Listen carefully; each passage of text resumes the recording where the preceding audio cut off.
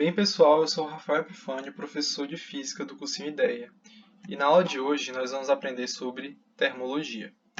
Bom, para começar, o que é termologia? A termologia é a área da física que estuda os fenômenos térmicos. Essa aula vai ser dividida em duas. Primeiro, a gente vai aprender um pouco sobre escalas termométrica, transferência de calor. E na segunda aula a gente vai mais para a área de calorimetria e fluxo de calor. Eu trouxe alguns exemplos aqui. Um deles é uma panela fervendo, né? São exemplos do dia a dia. Uma panela fervendo água, um termômetro e uma garrafa térmica. Bom, em todos esses aparelhos aqui, em todos esses objetos, estão ocorrendo fenômenos térmicos. Aqui na panela está ocorrendo o aquecimento da água, aqui no termômetro está ocorrendo o equilíbrio térmico, né, entre o termômetro e o corpo, para você saber qual a temperatura do corpo. E aqui na garrafa térmica está ocorrendo o isolamento térmico, ou seja, impede a transferência de energia para o ambiente. Né? A intenção de uma garrafa térmica é manter o calor dentro da garrafa. Então vamos lá. Para a gente estudar termologia, um dos conceitos mais importantes para a gente é o de temperatura. Quero que vocês entendam que temperatura ela está relacionada ao grau de agitação das moléculas no sistema. Ou seja, quanto maior a temperatura do sistema, maior a agitação das moléculas desse sistema. Eu fiz aqui alguns desenhos para exemplificar que nós temos o corpo a uma certa temperatura e aqui nós temos o corpo a uma temperatura maior do que a que ele estava antes. Você vê que quando ele está com a temperatura menor, as moléculas elas estão mais devagar, né? Que essas setas representam vetores de velocidade das moléculas. Então, aqui elas estão mais devagar, estão menos agitadas. E aqui você pode ver que os vetores são maiores, então as moléculas elas estão mais agitadas. Elas estão com a temperatura maior, por isso essa maior agitação. Bom, e para nós conseguirmos medir a temperatura, a gente precisa de escalas. Tem 3 escalas principais, mas você pode criar basicamente qualquer escala. Se você quiser criar uma escala com seu nome, eu posso criar uma escala chamada Rafael. Mas aí eu tenho que dizer quais são os pontos que definem minha escala. Bom, mas as que são mais conhecidas e as que nós vamos mais trabalhar vão ser essas: Celsius, Fahrenheit e Kelvin.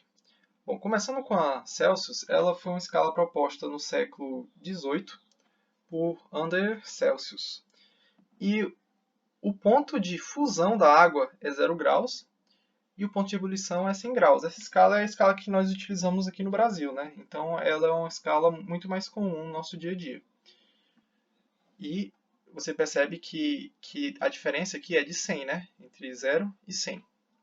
Aqui na Fahrenheit, ela foi proposta no século XVIII por esse cara aqui, o Fahrenheit, e tem o ponto de fusão da água como 32 graus Fahrenheit e o ponto de ebulição como 212 graus Fahrenheit. Se você perceber aqui, a diferença entre esses dois números é de 180, né? 212 menos 32 dá 180. E aqui, a escala Kelvin, ela é chamada de escala absoluta, tá? Ela foi proposta no século XIX por William Thomson, conhecido também como Lord Kelvin, e tem o ponto de fusão da água como 273 Kelvin e o ponto de ebulição como 373 Kelvins.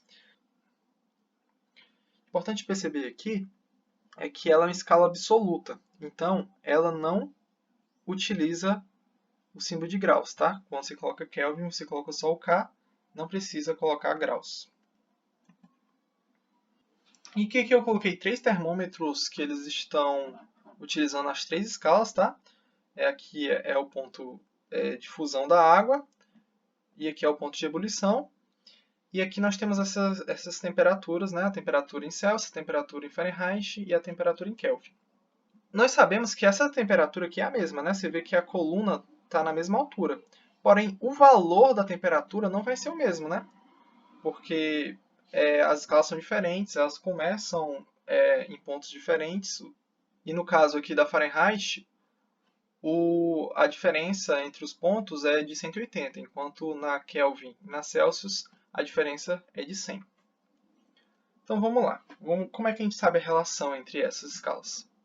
Bom, é uma regrinha de 3, basicamente. Nós utilizamos a temperatura em Celsius aqui, e aí dividimos por 100. Por quê? Porque a diferença entre a temperatura de fusão e a temperatura de ebulição é o quê? 100.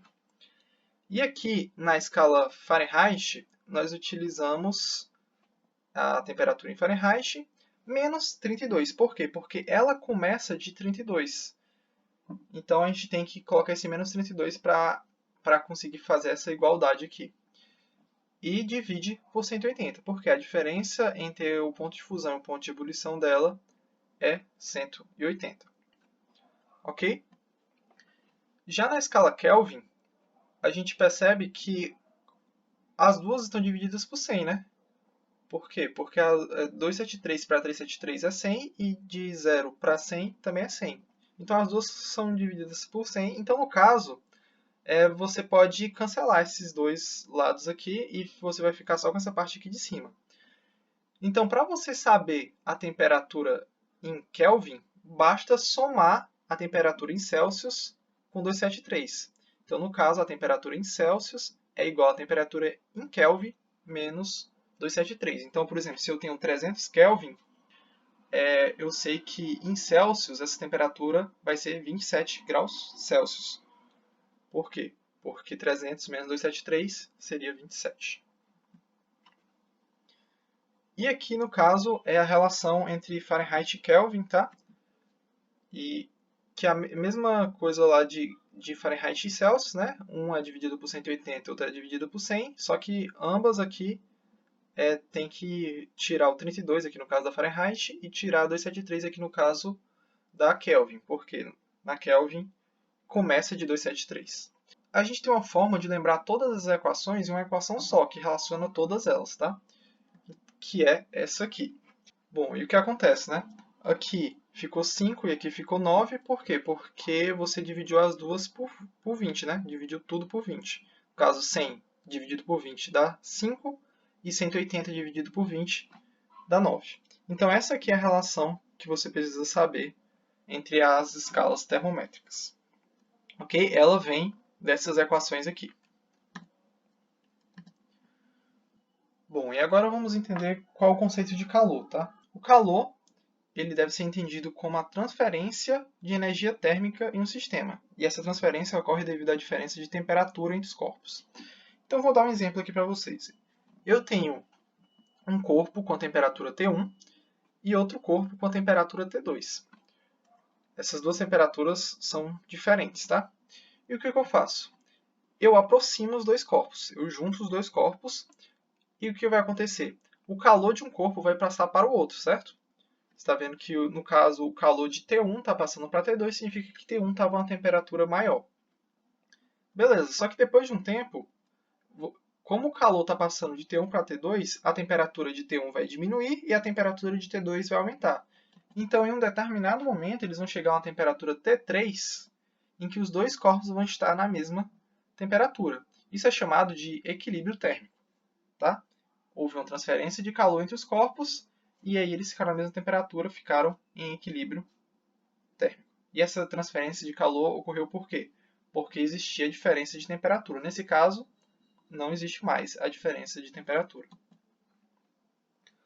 Bom, agora que nós falamos de calor, e vamos falar de como que esse calor consegue ser transferido, né?